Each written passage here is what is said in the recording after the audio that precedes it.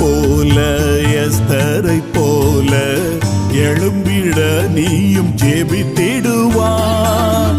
இந்த தலைமுறைக்கு நீதான் தேவோரால், இந்த தலைமுறைக்கு நீதானே எஸ்தர் என்றுணர்ந்தால் இன்றை பிரகாசிப்பாய், என்றுணர்ந்தால் இன்றை பிரகாசிப்பார். வரங்கள் தருவார், வல்லமை தருவார்,